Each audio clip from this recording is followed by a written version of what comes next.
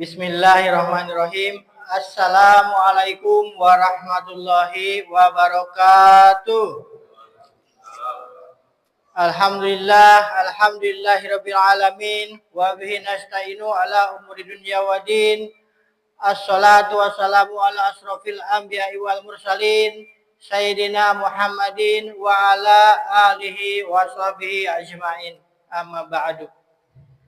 Rabbi sahri sadri wa yassirli amri wa hlul 'uqdatam min lisani yafqahu qawli.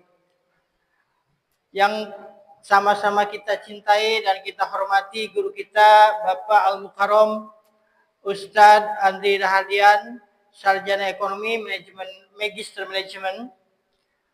Bapak Ibu hadirin jamaah sidang salat subuh yang saya hormati, pengurus DKM Masjid Nurul Hidayah yang saya hormati, puji syukur alhamdulillah pada pagi hari ini kita dapat hadir bersama-sama dalam keadaan sehat untuk menunaikan kewajiban kita sholat subuh secara berjamaah. Sholawat serta salam semoga tercurah kepada junjungan Nabi besar baginda Muhammad sallallahu alaihi wasallam, kepada keluarganya, kepada sahabatnya, dan mudah-mudahan kita sebagai umatnya mendapatkan syafaat di yaumil akhir nanti. Bapak, Ibu, jamaah sekalian, seperti biasa setiap Selasa pagi ba'da subuh, kita adakan taklim yang akan diisi oleh guru kita. Mudah-mudahan kita semua selalu diberikan keistiqomahan dalam menjalankan semua kewajiban kita, menjalankan semua perintah yang Allah perintahkan kepada kita, dan menjauhkan semua apa yang dilarang oleh Allah Subhanahu wa Ta'ala. Bapak, Ibu hadirin sekalian, sebelum taklim ini kita mulai, alangkah baiknya kita bacakan suratul Fatihah, kirim doa untuk keluarga kita yang sudah mendahului kita. Mudah-mudahan semua yang telah meninggalkan kita, keluarga kita, diberikan kelapangan di dalam kuburnya, dijadikan ahli surganya, diampuni segala dosa-dosanya, dan ditempatkan di dalam surganya Allah Subhanahu wa Ta'ala. Dan juga semoga kita semua selalu diberikan kesehatan dan ketakwaan, sehingga kita bisa melaksanakan semua apa yang diperintahkannya oleh Allah Subhanahu wa Ta'ala. Biniyati qabul bi barakati al-Fatihah.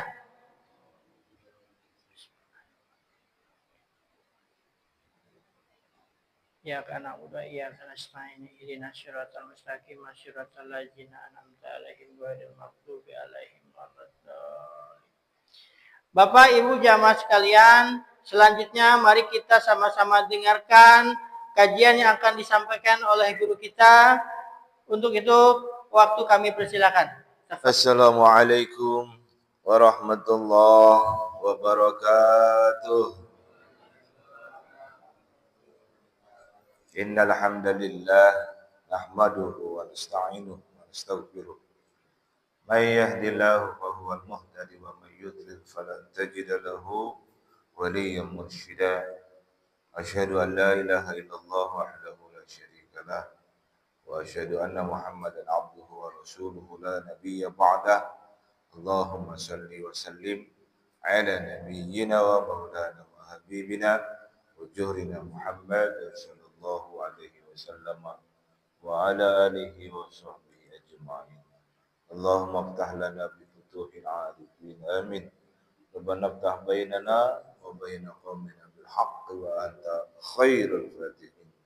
Wa ila hadratin nabi bi barakatihi wa bi mu'jizatihi wa bi syafaatihi bi barakatil karam jami masyayikhina min al masyriqi wal maghribi khususan bi barakatil karam masyayikhil qadri wa sallallahu hadratin rabbani hadar syayikhina min karam syabdullah mubarak Muhammad hadar syayikhina min karam syaikhina sayyid wa fatihil alaikum wa jami awliya illahi bi hadhihi al qaryah wa bi hadhihi al bilad. Al-Fatihah. A'udzu billahi minasyaitonir rajim. Bismillahirrahmanirrahim. Alhamdulillahirabbil alamin arrahmanir rahim maliki yaumiddin. Iyyaka na'budu wa iyyaka nasta'in ihdinas siratal mustaqim siratal ladzina an'amta 'alaihim ghairil maghdubi 'alaihim waladdallin. Jamaah yang dirahmati oleh Allah, DKM Masjid Nurul Hidayah yang senantiasa istiqomah melaksanakan pelayanan kepada jamaah, khusus di tiap Selasa pagi kita laksanakan kegiatan kajian ilmu dalam rangka menaati perintah Allah dan Rasulullah Muhammad Sallallahu Alaihi Wasallam. Semoga hadirnya kita di majelis ilmu ini mendapatkan keberkahan dari Allah, senantiasa istiqomah dalam amal baik, amal soleh, dan senantiasa dijauhkan dari perbuatan-perbuatan buruk. Jamaah yang dirahmati oleh Allah, review yang kita bahas Selasa lalu adalah terkait dengan bab wudu. Khusus kita bahas kemarin adalah rukun wudu. Dan dalam mazhab Syafi'i, rukun wudu itu 6 ya. Kita lihat di yang hijau mazhab Syafi'i, yakni niat tentunya di dalam qalbu, sementara pelafalan niat itu adalah sifatnya sunnah. Lalu membasuh wajah, terkait dengan wajah nanti kita bahas. Lalu membasuh tangan, mengusap kepala, membasuh kaki, dan tertib. Nih, dalam mazhab Hambali itu hampir sama persis dengan mazhab Syafi'i dari 1 sampai dengan 6. Namun dalam mazhab itu ditambahkan mualat. Mualat itu sempat keliru saya sampaikan pada pembicaraan pekan lalu. Mualat itu adalah tidak adanya jeda yang lama ketika berpindah dari membasuh satu anggota wudhu ke anggota wudhu yang lainnya. Ukurannya menurut para ulama selama belum sampai mengering air wudhunya itu al-muallat. Ya, jadi beliau dalam mazhab Hambali juga mazhab Maliki mensyaratkan adanya muallat, tidak ada jeda. Tambahan lagi di dalam mazhab Maliki ada ad-dalq. Ad-dalq adalah menggosokkan tangan ke atas anggota wudhu setelah dibasahi dengan air dan sebelum sempat kering. Itu ad-dalq. Jadi digosok-gosokkan gitu.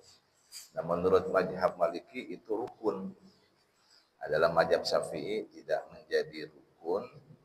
Karenanya kemudian disunahkan dalam mazhab Syafi'i melakukan pembasuhan dan pengusapan pada anggota wudhu itu 3 kali. Itu ya, dalam rangka meratakan air kepada seluruh anggota wudhu. Nah, ini jadi tidak langsung khusus oleh mazhab Syafi'i ad-dalq itu dimasukkan dalam rukun, tapi sudah bagian daripada pelaksanaan rukun itu sendiri melalui sunnah membasuh sebanyak 3 kali. Gitu ya. Namun mazhab Hanafi agak berbeda dengan yang lainnya. Dalam mazhab ini rukun wudu itu hanya 4 yang terdapat pada teks di dalam Al-Quran. Yaitu membasuh wajah, membasuh tangan, mengusap kepala, dan membasuh kaki. Pertanyaannya, kenapa terdapat perbedaan? Ya, dalam perbedaan mazhab itu tergantung pada kondisi dan situasi masyarakat pada saat itu. Ya, dalam mazhab Hanafi kita tahu mazhab Hanafi adalah mazhab lebih tua atau tertua dari 4 mazhab ini. Beliau Imam Abu Hanifah merupakan guru daripada Imam Maliki. Kondisi saat itu ya beliau tidak perlu menambahkan yang lain-lain karena di dalam membasuh wajah itu sendiri di situ sudah ada niat, nah, gitu kan. Lalu kemudian tentang tertib mualat adal, selama pembasuhan dari mulai wajah, tangan, kepala dan kaki itu berurutan, maka itulah yang dinamakan tertib. Nah, begitu ya. Nah, sementara mazhab Syafi'i terhadap niat dan tertib ini perlu. Karena ternyata setelah Islam beredar ke berbagai macam penjuru dunia, proses ketaatan dan kepatuhan itu menjadi kritis ya, tatkala tidak ada pendampingan daripada ulama. Nah, sehingga penting penambahan niat di dalam rukun dan tertib dalam rukun supaya prosesi semuanya itu berlangsung dengan berurutan. Nah, demikian ya. Baik, kita bahas masing-masing tentang niat. Niat wudu adalah ketetapan di dalam hati nurani, dalam kalbu seseorang untuk melakukan serangkaian ritual yang bernama wudu, sesuai dengan apa yang diajarkan oleh Rasulullah Muhammad SAW dengan maksud ibadah. Sehingga niat ini membedakan antara seseorang yang sedang memperagakan wudu dengan orang yang sedang melakukan wudu. Ya. Jadi kalau orang yang sedang memperagakan wudu, ya ketika dia niat, itu kan niat memperagakan wudu. Beda dengan niat yang sudah masuk ke dalam ibadah. Jadi kalau sekedar memperagakan tidak ada niat untuk melakukannya dengan sebagai ritual ibadah. Sebaliknya ketika seseorang berwudu, dia harus memastikan di dalam kalbunya, dalam hati nuraninya bahwa yang sedang dilakukannya ini adalah ritual ibadah berdasar petunjuk Nabi Muhammad Shallallahu Alaihi Wasallam untuk tujuan tertentu. Ya, dalam dalilnya innamal a'malu binniyat. Pastinya setiap amal itu beserta niat. Ya, likulli imri'in manawa, tiap-tiap sesuatu pekerjaan, suatu urusan itu ada niatnya. Sebab kalau niatnya salah, maka salah juga pekerjaannya. Contoh, kita mau niat sholat, ya, niat sholat kita adalah sholat fardu zuhur misal. Tapi di dalam kalbu kita salah ucap, kecuali fardu subhi, kan nggak cocok. Sementara waktunya adalah waktu zuhur, sholatnya sholat subuh. Maka niat dia melakukan sholat subuh pada saat sholat zuhur menjadi batal kalau dia adaan. Ya, karena adaan itu adalah saat itu juga. Ya, pelaksanaan kondisi ibadah hari itu saat itu adaan itu. Kecuali dia nyebutnya kodoan, itu ya tertinggal yang kemarin gitu atau yang tadi pagi. Ya. Jadi niat itu sangat penting. Nah, pelafalan niatnya yang fardu, yang rukun itu di dalam kalbu ketika dia membasuh wajah. Nah, sementara nanti ada sunnah-sunnah wudu, ada dia membasuh tangan dulu, kemudian ada nyingsring ya, syekak gitu. Nanti itu adalah sunnahnya. Kita bahas yang rukunnya dulu. Niat yang pertama. Sunnahnya membaca nawaitul wudu'a li raf'il hadatsil asghari, ya. Niat berwudu untuk mengangkat hadas kecil. Istibahatis shalah dalam rangka melaksanakan sholat fardu lillahi ta'ala. Fardu karena Allah ta'ala. Itu lafalnya sunnah. Tetapi mengucapkan di dalam kalbu adalah rukun. Gitu, ya. Nah, saat membasuh kulit wajah, di dalam kitab Fathul Mu'in dijelaskan, wasaniha ghuslu tahiri wajhin li ayatin faghsilu wujuhakum. Yang kedua adalah membasuh kulit wajah berdasarkan ayat faghsilu, maka basuhlah wujuhakum, wajah kalian atau muka kalian semua. Wahia, dan wajah itu tulan ma baina manabiti. Yang dimaksud dengan wajah adalah tempat-tempat tumbuh rambut kepala yang wajar.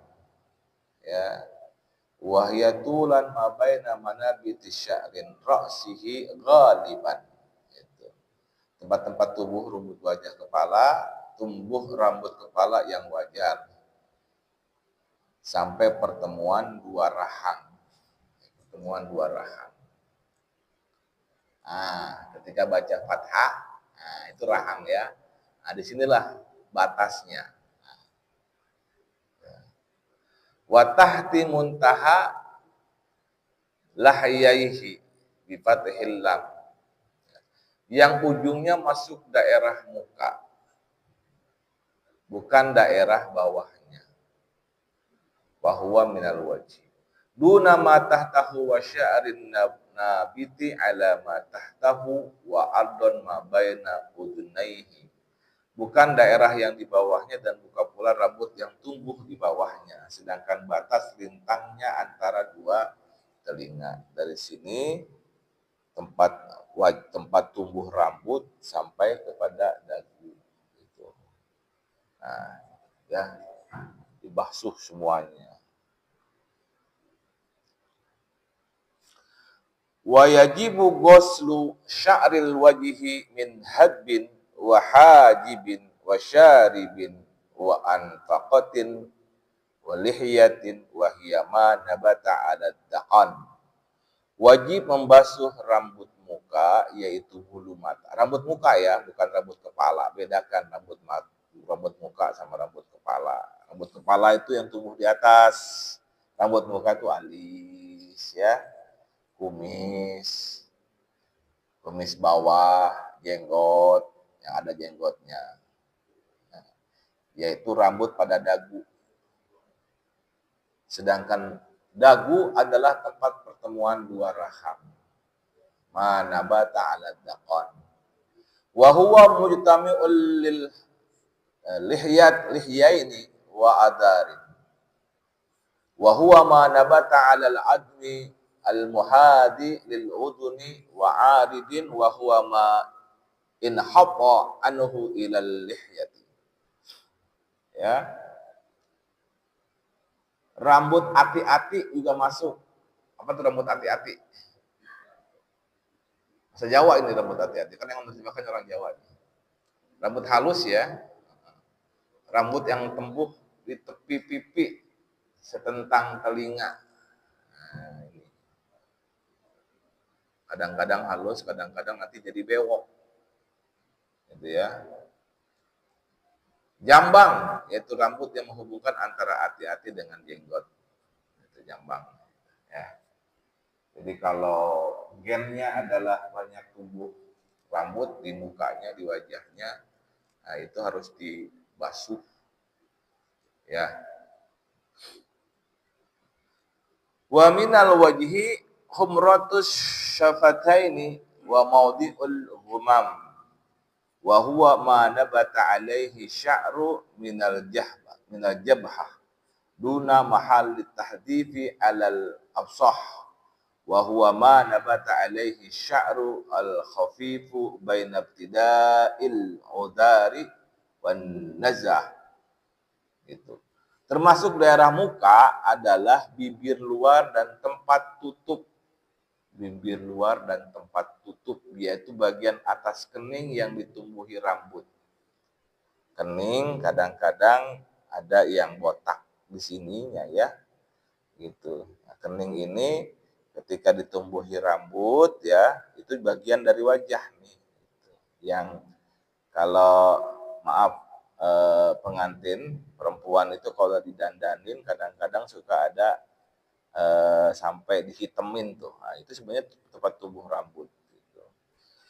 Menurut pendapat Ashab, Tempat tahdib atau membersihkan rambut itu tidak masuk daerah muka, ialah tempat di mana tumbuh rambut tipis antara pangkal ati-ati dan naz'ah. Ya. Lengar bahasa Jawa. Oh, kok lengar, Pak? Muncul. Ya? Lengar.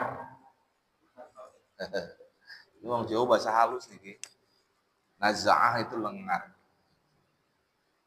Waduna witadil uduni wa naz'ataini wa huma bayadani yaktafifanin nasiyah wa maudhi'is salhi wa huwa ma bainahuma idin hasaru anhu sya'ru. Tidak termasuk juga puting telinga dan dua naz'ah, yaitu dua daerah yang bebas rambut, gigi dan kanan ubun-ubun, juga tempat botak, yaitu daerah menjorok di antara dua naz'ah jika rambut terjadi kerontokan. Nah, jadi wajah sebenarnya batas wajah itu di sini, gitu ya. Nah, ini batas wajah.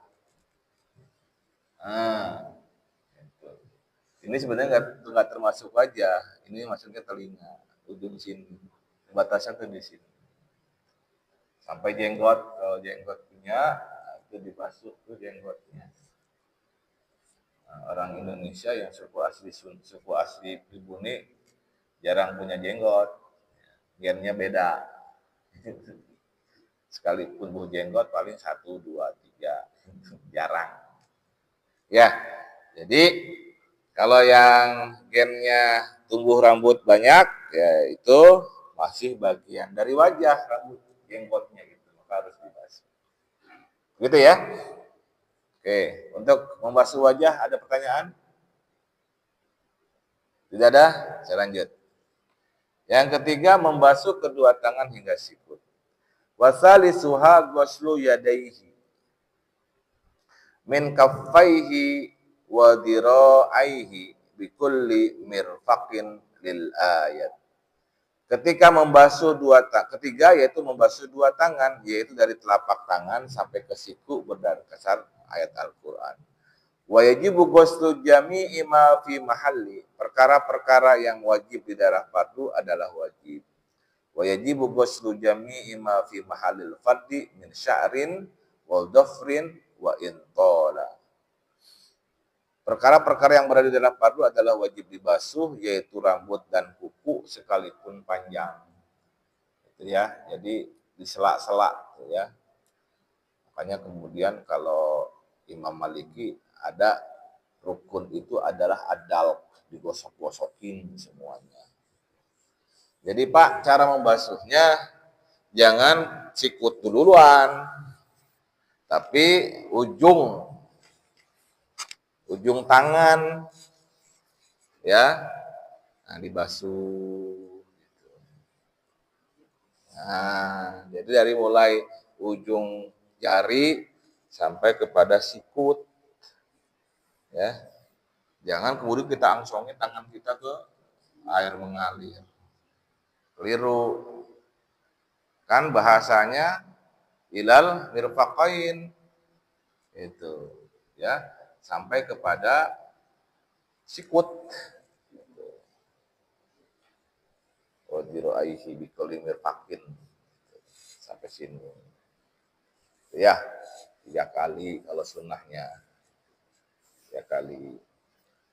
Bagaimana yang pakai baju panjang tapi susah, disusut-susut, mendingan bajunya dibuka aja deh.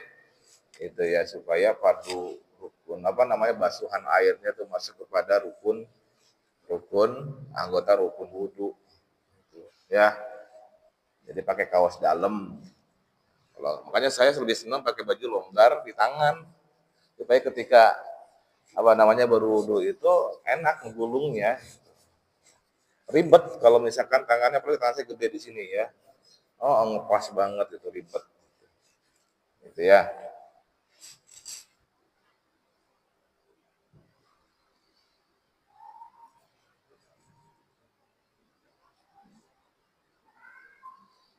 Jadi jangan sampai siku tidak terbasuh ya, karena yang termasuk tangan itu sampai ke siku. Kalau ini kan bagian atas, bisepnya nggak terlalu ya. nggak terlalu dipersyaratkan untuk dibasuh. Nah, sehingga ketika kita berwudu itu kita pastikan bahwa semua kuku-kuku kita bersih. Ya, jangan sampai ada yang tidak terkena basuhan air, apalagi kalau kukunya panjang. Ya, kukunya panjang kita pastikan ini ada kotoran apa enggak, maka harus dibersihkan dulu kotorannya. Bagusnya itu ya jangan pakai kuku yang panjang. Gitu, ya. Ngeri cowok pakai kuku yang panjang. Itu. Nah, jumhur ulama mewajibkan untuk menggerak-gerakkan cincin bila seorang memakai cincin ketika berwudu, agar bisa sampai ke sela-sela cincin dan jari. Itu. Tapi Al-Malikiyah tidak mengharuskan hal itu. Ya, jadi jari-jarinya itu jangan sampai tertutup oleh benda, oleh cincin dan segala macam. Ya.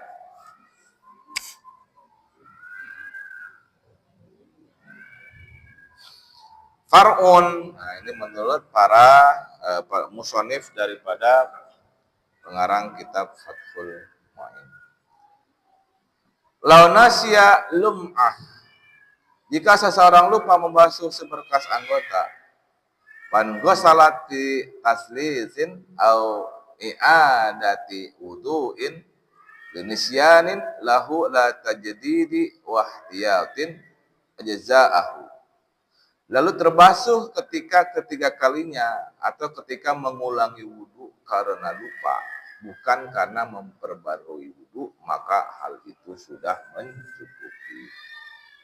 Ya, jadi jangan sampai tidak terbasuh. Saya berharap ketika bapak-bapak, saudara-saudara atau ibu-ibu ketika berwudu itu tenang, jangan terburu-buru. Meskipun datang ke masjid, imam udah takbiratul ihram. Sebab toharoh itu penting, menjadi dasar untuk sahnya sholat kita. Jadi tenang aja, walaupun ketinggalan, nggak apa-apa, gitu ya. Tapi siapa suruh datangnya terlambat, gitu. Ya, kalau bisa sampai ke masjid itu sudah selesai wudhu kita di rumah, gitu, ya. Sehingga benar-benar tenang. Bahkan kalau orang yang sudah istiqomah, biasanya dia itu sebelum azan aja udah sampai di masjid, gitu ya. Kecuali orang yang sangat sibuk punya urusan di siang hari, gitu ya. Baik, membasuh kedua tangan. Faham ya? Tidak ada pertanyaan? Oke, baik. Yang keempat adalah mengusap kepala. Mengusap adalah meraba atau menjalankan tangan ke bagian yang diusap dengan membasahi tangan sebelumnya dengan air. Kepala adalah mulai dari batas tumbuhnya rambut di bagian depan dahi ke arah belakang hingga ke bagian belakang kepala. Yaitu, jadi dia itu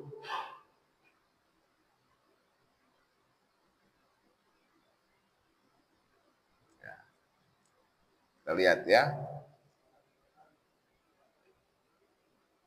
Oke. Kelihatan jelas nggak Pak? Enggak ya. Yang sebelah kanannya. Kita coba preteli di sini. Dalam mazhab Imam Syafi'i, bahwa yang wajib diusap dengan air hanyalah sebagian dari kepala. Meskipun hanya satu rambut saja. Di dalam hal ini, yang digunakan dalil adalah dalam hadis Al-Mughirah. Apa hadisnya? Bahwa Rasulullah Shallallahu Alaihi Wasallam ketika berwudu mengusap ubun-ubunnya dan imamahnya, sorban yang melingkari kepala. Jadi menurut mazhab Syafi'i cukup kalau misalkan hanya sekedar mengusap dari bagian kepala depannya saja, meskipun hanya satu helai. Itu. Qala al-Baghawi yang bagi alla yajizu aqalla min qadrin nasiyati wa hiya ma bainan naz'atain Imam Al-Ghazali berkata, seyogianya tidaklah mencukupi hanya dengan kurang dari sebatas ubun-ubun. Ubun-ubun adalah tempat yang berada di antara dua naz'ah. Kan-naz'ati wal bayadil ladhi wara al-uduni basyarin aw sya'rin fi haddihi walau baghdha sya'ratin wahidatin il ayah. Seperti halnya naz'ah kulit bebas rambut yang berada di belakang telinga, baik berwujud kulit atau rambut, asal berada di daerah kepala, sekalipun hanya setengah helai rambut, karena berdasarkan ayat. Li'annahu sallallahu alaihi wasallam lam yamsah aqalla minha. Sebab Nabi Muhammad sallallahu alaihi wasallam tidak pernah mengusap yang kurang dari batas ubun-ubun. Jadi beliau seminim-minimnya itu kalau mengusap itu sampai ke sini, seminim-minimnya. Tapi memang yang dipersyaratkan adalah nanti ada dalam mazhab Syafi'i sunnah, masuk sunnah. Ya, masuk sunnah itu adalah nanti ketika air ada di tangan, kemudian dibasuhkan, sunnahnya adalah membasuh dari ujung kepala, yang nanti kita bahas secara detailnya, terus sampai ke belakang, lalu dibalikin, set. Nah, gitu. Nah, bagi sebagian mazhab, cara membasuh yang seperti itu malah justru wajib. Gitu ya. Kalau dalam sunnah dalam Syafi'i cukup dengan sedikit saja udah menggugurkan rukun wudu dalam hal membasuh kepala.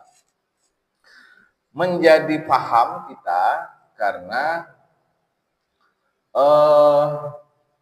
menjadi wajib membasuh rambut itu dari ujung sampai ke belakang itu karena di posisi orang-orang di kawasan Jazirah Arab itu sangat panas, ya, sangat panas, sehingga ketika membasuh rambut secara keseluruhan itu menyegarkan. Tapi berbeda ketika Islam masuk ke daerah yang dingin, ya, ke daerah yang dingin, seperti Turki di musim dingin, seperti apa? Kadang-kadang saya nggak tahu Baghdad ada pernah musim dingin apa enggak ya? Mesir gimana tuh? Nah, rupanya para ulama yang sudah berkelana ke berbagai negeri memahami kondisi negeri-negeri tersebut. Maka menjadi sebuah keringanan ketika membasuh kepala hanya sekedar saja pada kepala. Itu ya. Bayangin dalam kondisi dingin, kita harus basuh kepala sebagaimana yang tadi ya, dinginnya luar biasa gitu ya. Nah, ini kemudian dapat dipahami bahwa perbedaan pendapat antara para imam mazhab itu di situ terletak di letak geografis masing-masing pemeluk Islam di berbagai penjuru negeri, gitu ya. Nah, beda kalau Imam Abu Hanifah, ya, rahimahullah.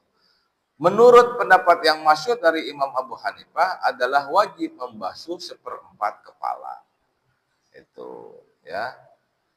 Wal masyhur anhu wujubu masyir rubai, ya.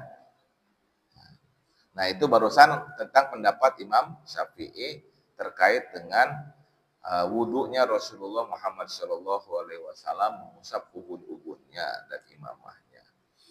Bagaimana pendapat Al-Hanafiyah yang wajib untuk diusap tidak semua bagian kepala, melainkan sekedar sebagian kepala, yaitu mulai ubun-ubun dan di atas telinga. Nah, ini menurut mazhab Hanafi. Itu ya. Menurut mazhab Maliki dan Hambali, yang wajib diusap pada bagian kepala adalah seluruh bagian kepala. Bahkan Al-Hanabilah mewajibkan untuk membasuh juga kedua telinga, baik belakang maupun depannya, sebab menurut mereka kedua telinga itu bagian dari kepala juga. Sebagaimana hadis Ibnu Majah, Dua telinga itu bagian dari kepala, namun yang wajib hanya sekali saja, tidak 3 kali. Jadi kemudian cara berwudu dari mazhab Maliki adalah membasuh kepala, dibalikin, lalu kemudian membasuh telinga. Itu ya, mazhab Maliki. Dalam mazhab Syafi'i membasuh telinga bagian dari sunnah. Itu. Jadi kepala dulu selesai 3 kali, sunnahnya 3 kali, baru kemudian telinga 3 kali. Gitu. Jadi perbedaannya di situ. Ya. Perbedaannya di situ. Nah, nanti kalau Bapak-bapak saat berhaji yang tadinya mazhabnya Syafi'i, ya, niat ketika ada di Arab Saudi, karena di Arab Saudi mazhabnya Maliki dan kadang-kadang ada juga yang Hambali, maka niat taklidnya itu bukan hanya sekedar untuk tawafnya saja, juga kepada wudhunya.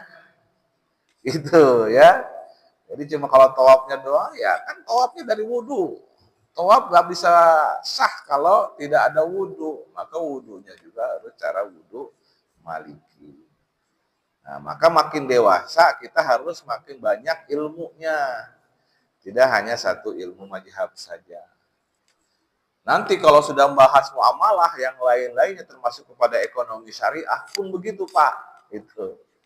Ketika saya mengikuti sebuah pelatihan tentang perekonomian syariah, ternyata yang dibuka adalah mazhab, berbagai macam mazhab, pendapat-pendapat para ulama itu. Kalau tidak ada di mazhab ini, kita ambil pendapat yang lain. Gitu. Disepakati untuk dipakai apa enggak nih pendapat ini? Wah, disepakati oleh para ulama, maka itu yang dipakai. Gitu, Pak. Jadi penting bagi kita memahami mazhab-mazhab. Itu ya. Nah, guru saya dalam hal ini perbandingan mazhab adalah Gus Faiz, putra dari Kiai Haji Syukron Makmun.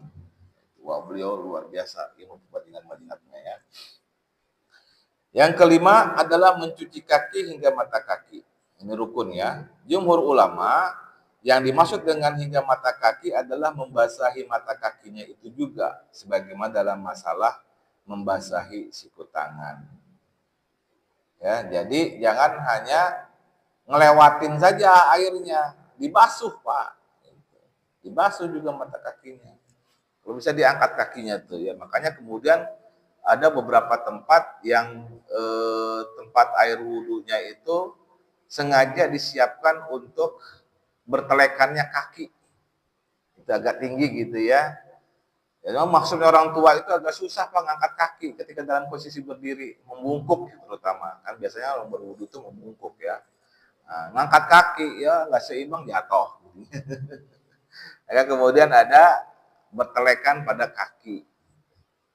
Saya lupa di sini ada kakinya ya. Bertelekan pada kakinya ada nggak? Nggak ada. Itu agak repot. Agak repot. Minta saya memohon kepada DKM untuk membuatkan telekan kaki supaya para jamaahnya merasa nyaman berwudunya. Itu ya. Kasih besi lah. Itu ya. Kasih besi dari ujung kiri sampai ujung kanan. Atau kalau nggak besi dikasih bata gitu ya, kemudian nanti diplester atau dikeramikin gitu. Nah, tapi saya ada isyarat tadi, ternyata ada yang pengen pegangan juga. Maklum muda yang sepuh ya, pegangannya ke dinding kadang-kadang suka meleset, seret jatuh dia. Maka harus ada pegangan kepada handle, jadi ada handle-nya itu dekat tiang, bukan dekat keran ada handle-nya. Yang sangat ramah lansia, saya pernah sholat di Masjid Al-Ikhlas Garuda, Komplek Garuda, itu ramah lansia banget tuh. Ya. Jadi di tempat dia BAB itu ada pegangan juga supaya bau bangkit gitu. Sangat ramah lansia. Kalau ini maaf nggak ramah lansia. Ramah pemuda gitu. Pemuda kan masih seger ya, masih seger. Makanya kebanyakan para lansia itu wudhunya di rumah. Gitu. Tapi repot kalau saat mau sholat kemudian ya habis sholat Jumat, mau sholat Jumat, habis dengerin khutbah batal wudhunya. Kan dia harus ke belakang tuh kan. Nah, repotlah di situ mulain tuh. Ya, para lansianya ketika akan berwudu. Nah, kembali. Jadi membasuh kaki hingga mata kaki ya, dibasuh dia itu. Nah, kemudian nanti sunnahnya adalah 3 kali sambil digosok-gosokkan. Sementara kalau di dalam mazhab Maliki itu malah rukun digosok-gosokkan. Peringatan Rasulullah Shallallahu Alaihi Wasallam mengatakan tentang orang yang tidak membasahi kedua mata kakinya dengan sebutan celaka. Celakalah kedua mata kaki dari neraka. Jadi jangan sampai mata kaki tidak terbasuh. Dalam kitab At-Tuhur dijelaskan wa khamisuha ghuslu rijlaih. Yang kelima adalah membasuh 2 kaki. Bikulli ka'bin min kulli rijlin bil ayah. Berdasarkan satu ayat. Au masu khuffaihima bisyurutihi.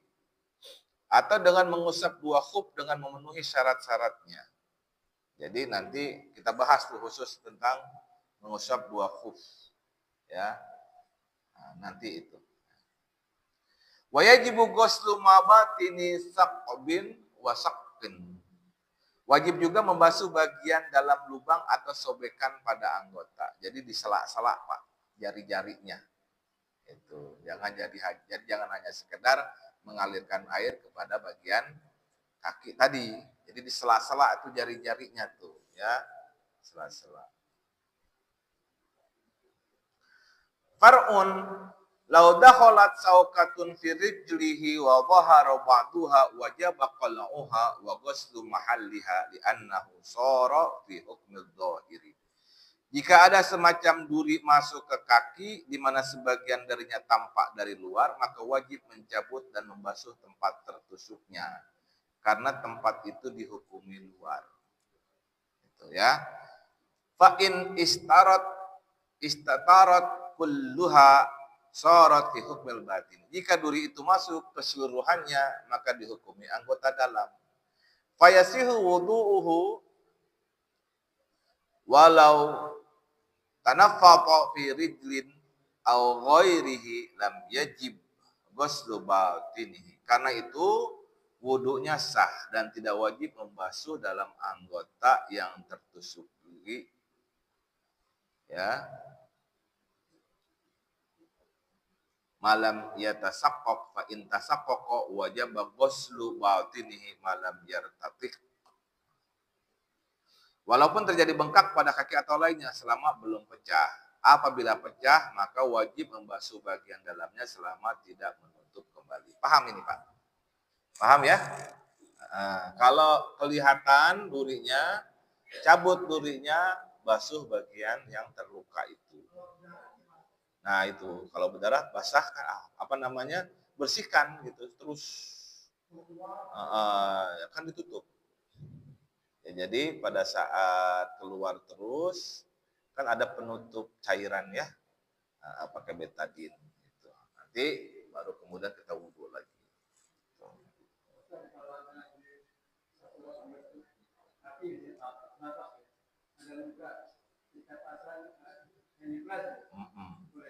Ya, saya menyarankan sebelum dipasang hand replace justru kita wudhu dulu. Ya, wudhu dulu. Lalu kemudian kita pasangi hand replace-nya. Sehingga nanti ketika kita mau sholat, terus batal wudhu kita batal, kemudian ketika kita wudhu lagi, ya itu kan bagian dalam sebenarnya sudah terbasuh. Maka tidak apa-apa, kemudian perbannya itu atau hand replace-nya itu nggak usah dibuka, masuk dalam basuhan kakinya. Ya. Wa ulhiqa biha man ubtaliya binahwi tabu'in lasiqa bi usulihi sya'rihi hatta mana usulal ma'i ilaiha wa lam yumkin izalatah. Diilhaqkan, disamakan dengan masalah ini orang yang terkena penyakit telur kutub pada pangkal rambutnya sehingga mencegah air sampai pada kulit dan tidak mungkin membersihkannya. Jadi tadi kalau ada lukanya sampai luka seperti penyakit telur kutub, ya pada pangkal rambut itu kan nggak mungkin pada saat wudhu ya kita kemudian keramas gitu kan, cukup dengan dibasuh saja. Demikian juga ketika ada penyakit pada telapak kaki gitu ya, ada tuh kata orang Sunda namanya rorombehen. Apa sih bahasa kita rorombehen itu? Yang orang Betawi apa ya? Ada apa bolong-bolong di telapak kaki itu apa namanya tuh? Ya, itu karena penyakit kutu air. Ya. Nah, jadi itu harus dibasuh. Ya. Nah, baik ya. Jadi namanya orang sakit kan ujur. Itu ya. Orang kalau misalkan lukanya tiba-tiba terkena air menganga kembali, basah kembali, nggak sembuh-sembuh. Maka dalam hal itu orang yang ujur itu ya kalau misalkan kena air dia bisa menjadi luka kembali atau menganga kembali, maka wudhunya dengan tayamum. Ya, oke, saya akhiri dengan tertib. Oke. Dalam mazhab Syafi'i, tertib itu adalah mensucikan anggota wudhu secara berurutan mulai dari yang awal hingga akhir. Maka membasahi anggota wudhu secara acak akan menyalahi aturan wudhu. Urutannya sebagaimana disebutkan dalam nas Al-Quran, yaitu membasuh wajah, membasuh tangan, membasuh kepala, dan membasuh kaki. Makanya kemudian Imam Hanafi ya, ini cuma 4 rukun wudhu itu. Ya. Kalau Imam Syafi'i menambahkan niat di awal sama tertib di akhir. Kata Imam Hanafi dan Imam Maliki, tertib itu tidak merupakan bagian dari fardu wudhu, melainkan hanya sunnah muakkadah. Akan halnya urutan disebutkan dalam Al-Quran, hal itu bagi mereka tidaklah mengisyaratkan kewajiban urut-urutan. Sebab kata penghubungnya bukan tumma yang bermakna kemudian atau setelah itu, tapi adalah wawu.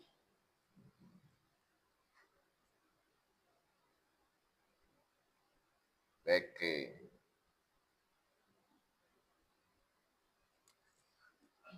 Oke, ada pertanyaan yang lebih detail pertanyaannya?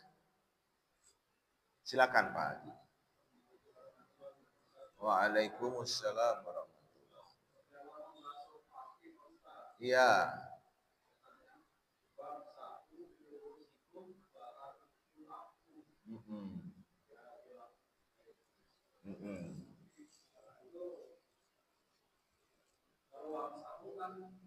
Mengusap.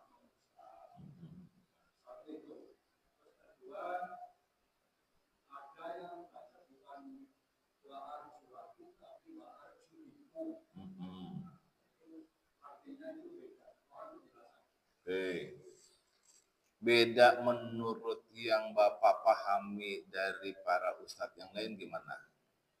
Arjuna dan Arjuli.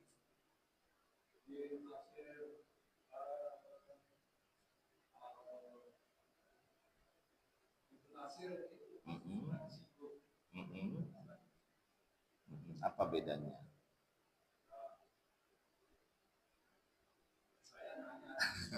Kirain udah punya pendapat.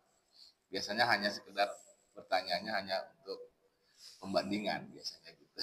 Karena udah dapat ilmunya duluan. Jadi wamsahu tadi apa tadi?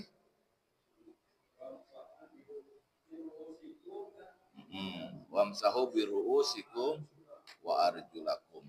Ya, jadi kalau dalam pembahasan ilmu nahwu wamsahu biru'usikum ada huruf ba di depan, ba itu amil jer. Ya, amil jer. Fungsi amil jer itu adalah menjerkan isim setelah huruf amil. Menjadi biru'usikum. Sementara arjulakum ya itu adalah menjadi maktub kepada biru'usikum tetapi dia tidak pakai amil jer. Jadi menjadi maf'ulun bih atas wamsahu. Gitu ya, menjadi dibacanya arjulakum. Maknanya mirip-mirip. Gitu ya. Membasuh apa? Mengusap apa? Mengusap wajah, juga mengusap kaki. Ya, mengusap, dan sebenarnya makanya kemudian ada adalek itu kalau dalam Imam Maliki. Nah, di dalam Imam Syafi'i adalah 3 kali itu di situ. Jadi fungsinya adalah tidak hanya sekedar, teknisnya tidak hanya sekedar membasuh. Kalau membasuh itu kan biasanya bahasa orang kita membasuh itu hanya sekedar mengalirkan air. Gitu. Tapi di depannya ada kalimat wamsahu. Wamsahu itu ngusap, ya, mengusap, tidak hanya sekedar mengalirkan air, tapi diusap. Cara mengusapnya bukan kepalanya dimasukin ke air, bukan. Tangannya, ya, dialirkan air, gitu, baru di, gitu. Nah demikian juga kemudian kepada kakinya itu kalau bisa ya digosok-gosokkan dengan, kalau tidak ada air mengalir, ya, kalau tidak air mengalir biasanya para ulama itu menyiapkan centong. Kalau Rasulullah Shallallahu Alaihi Wasallam kan dulu cara wudhunya nggak seperti kita yang airnya banyak. Beliau cukup dengan wadah yang sedikit. Maka ketika beliau diwudukan atau dibantu wudhu oleh maulanya, beliau menadahkan tangannya untuk dialirkan air pada tangan itu, baru kemudian airnya itu dikekakikan, gitu, ya. Nah, itu cara wudhunya Rasulullah. Kalau kita patah Pak Banyune, airnya banyak banget. Maka jamaah haji ketika masuk haji dan umroh ke Mekah itu dijuluki oleh orang Arab jamaah haji Indonesia jamaah ikan. Jamaah ikan, apa itu ikan maksudnya? Iya, nggak bisa nggak kena air melulu. Boros air itu sindiran sebenarnya. Ya, boros air. Kata orang Mekah yang punya maktab, yang punya hotel, ini kami kalau sehari cukup 2 tandon sebenarnya air. Tapi ketika jamaah Indonesia ada di maktab kami, itu sampai 5 tandon air habis sehari. Orang pulang dari Masjidil Haram sampai rumah, sampai maktab mandi. Mau berangkat mandi. Sehari bisa 3 sampai 5 kali dia mandi. Nggak ngertiin kondisi. Ya, mestinya kita ngerti kondisi. Panas itu karena memang karena kurang air. Gitu. Ini mah gara-gara panas, pengen seger. Dianggap masih di rumahnya sendiri. Ya, kembali. Jadi tadi Pak ya, itu ilmu nahwu. Ya, jadi wamsahu biruusikum karena ada huruf ba di depannya. Jadi bacanya ruusikum, lalu kemudian ma'tuf menjadi ada yang arjulikum karena arjulinya masuk kepada ma'tuf kepada biruusi. Nah, sementara ada yang membaca arjula itu menjadi maf'ulun bi dari wamsahu. Kenapa wamsahu biruusikum bukan biruusakum? Karena ada huruf ba di depannya, ada huruf jar, maka bacanya ruusi di kasroh. Tapi kalau nggak ada bi-nya menjadi ruusa. Tapi karena kebiasaan orang Arab itu kalau wamsahu itu biasanya menggunakan bi-nya, menyertakan bi di situ, ya, seperti itu. Nanti itu udah lugatul arabiyah Pak nanti bahasannya. Ya, ada lagi? Silakan.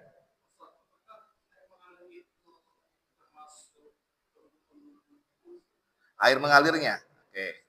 Air mengalirnya bukan rukun wudhu. Jadi kita nanti bahas lagi tentang airnya. Air itu kan ada air mutlak, air suci mensucikan. Air suci mensucikan itu ukurannya minimum 2 kulah. Ya.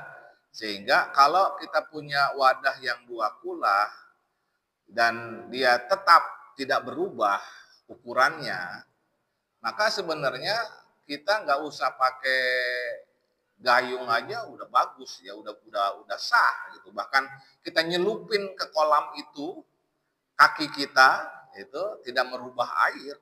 Itu.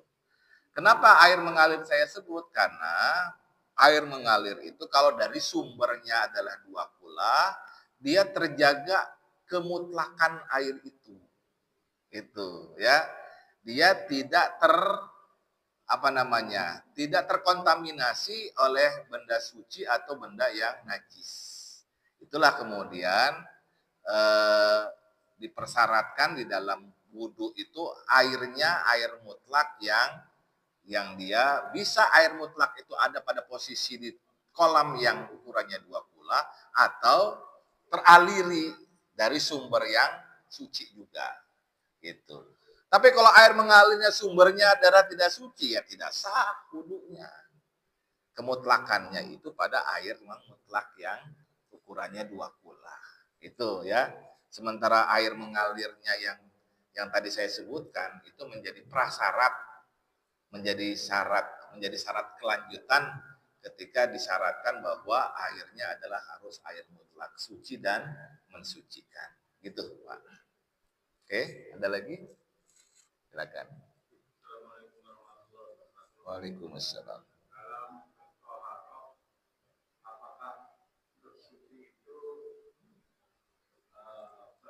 Kalau orang punya junub, kita mandi besar, sehingga seluruh tubuh kita sudah berbasain bersih, apakah kita boleh kita wudhu lagi?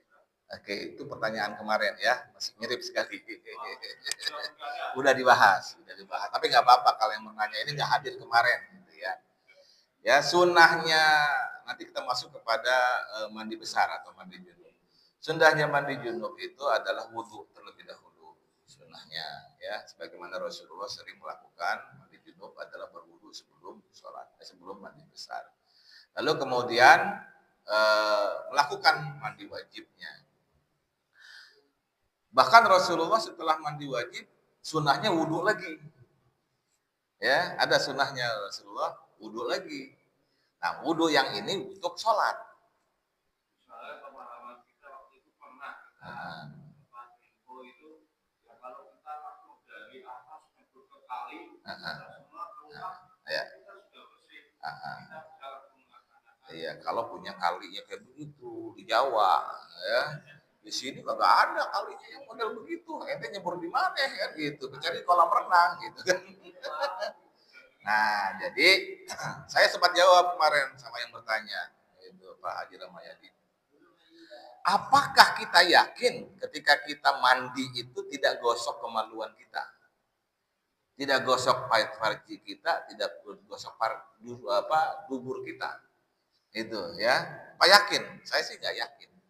Di zaman sekarang mandinya nggak gosok kemaluan depan maupun kemaluan belakang. Itu kan udah membatalkan wudhu yang sebelumnya, gitu. Juga membatalkan apa namanya. Jadi kita menjadi berhadas kecil lagi. Nah, kan Rasulullah kemudian sunnah setelah mandi besar melakukan wudhu kembali. Jadi tidak cukup dengan mandi junub lalu kemudian kita mau sholat langsung bisa sholat gitu. Karena anggapannya adalah sudah hadas besar. Kalau hadas besar sudah dibersihkan berarti hadas kecilnya juga ikut terbersihkan. Itu logikanya begitu. Tapi kan prakteknya nggak gitu. Ketika mandi besar kita juga membasuh kemaluan baik belakang maupun depan. Itu kan menjadi berhadas lagi kitanya. Maka kemudian sunnah setelah mandi besar kita wudhu kembali untuk sholat. Itu ada. Nanti kita bahas tentang mandi besar, mandi junub ya.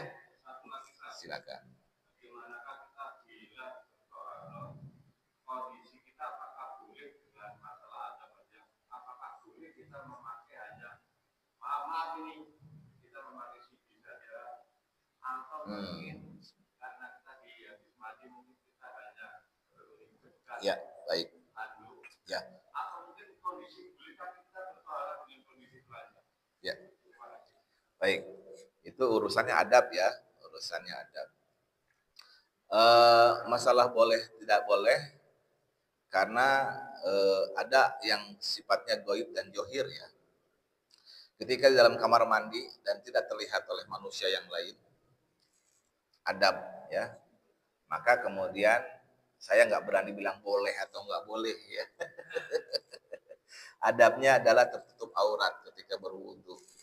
Kalau kita berselimutkan handuk saja, biasanya handuk kita lebar sampai di antara pinggang sampai kepada lutut. Dan itu sudah termasuk menutup aurat. Kalau hanya berbalutkan, maaf, celana dalam, ya, CD, berarti kan aurat kita masih terbuka. Bahkan sampai telanjang bulat, gitu ya. Aurat kita lebih terbuka lagi. Gitu. Nah, saya berharap kita tidak mempraktekkan sambil ber-CD atau bertelanjang bulat saja. Usahakan tertutup aurat. Karena sebenarnya ketika berwudu yang menyaksikan bukan kita sendiri.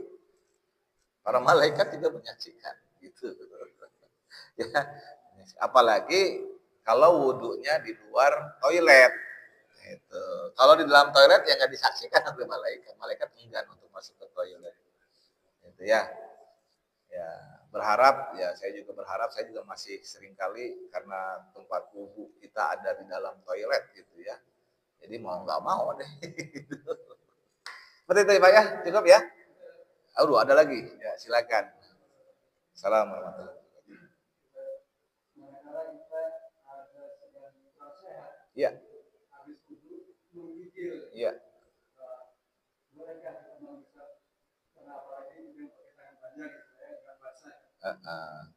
Iya. Oke. Ya, kembali tadi, kalau misalkan ketika kita melakukan rukun wudhu itu dalam kondisi normal tidak mengakibatkan efek samping pada tubuh kita, kita kondisikan normal. Tapi ketika ada ujur, ya Allahu a'lam, Allah Maha tahu, gitu ya, Allah Maha tahu. Tapi jangan dibiasakan, gitu ya. Nggak mungkin kan setiap berwudu kemudian kita menggigil terus, kan begitu ya. Nggak mungkin ketika kita dalam kondisi normal sakit terus gitu kan. Jadi usahakan ketika dalam kondisi normal kita berwudu sebagaimana diajarkan oleh para ulama berdasarkan hadis-hadis Rasulullah Muhammad SAW. Tapi pada kondisi-kondisi tertentu kita kemudian berefek air itu kepada tubuh kita, ya usahakan ya sesuai dengan apa yang bisa kita lakukan. Tapi kalau tidak bisa, yang wajib-wajib saja. Begitu. Demikian. Mudah-mudahan bermanfaat bagi kita semua. Bahasan kita pada pagi hari ini, yang hak datang dari Allah, yang keliru datang dari diri saya, mohon dimaafkan. Bismillahirrahmanirrahim. Allahumma sholli ala sayyidina Muhammad wa ala ali sayyidina Muhammad. Salatan tunjina biha min jami'il ahwali wal afat wa taktilana biha jami'al hajat wa tutahhiruna biha min jami'is sayyiat wa tarfa'una biha indaka 'ala darajat wa tuballighuna biha aqsal ghayat min jami'il khairat fil hayat wa ba'dal mamat. Ya Allah, Anta Syami', Anta Basir, Anta Syahidun alaina. Engkau Maha mendengar, Engkau Maha melihat, Engkau Maha menyaksikan kami semua yang berkumpul di pagi hari. Dan lain mengharapkan ridha dan rahmat-Mu ya Allah, curahkan cahaya ilmu-Mu kepada kami. Jadikan ilmu itu menjadi pembimbing kami melaksanakan amal-amal ibadah kami ya Allah. Ya Allah, ikhlaskan kami dalam melaksanakan semua kewajiban yang telah Engkau bebankan kepada kami. Juga melaksanakan sunnah-sunnahnya ya Allah. Ya Allah, jauhkan kami dari maksiat. Rabbana dalamna anfusana wa illam taghfir lana wa tarhamna lanakunanna minal khasirin. Rabbana atina fid dunya hasanah wa fil akhirati hasanah wa qina adzabannar. Sallallahu ala sayyidina Muhammad wa ala alihi washabihi wasallam. Alhamdulillahirabbil alamin. Allahumma fiq ila kulli tariq. Wassalamualaikum warahmatullahi wabarakatuh. Kita tutup dengan doa kafaratul majlis. Subhanakallahumma wa bihamdika asyhadu an la ilaha illa anta astaghfiruka wa atubu ilaik.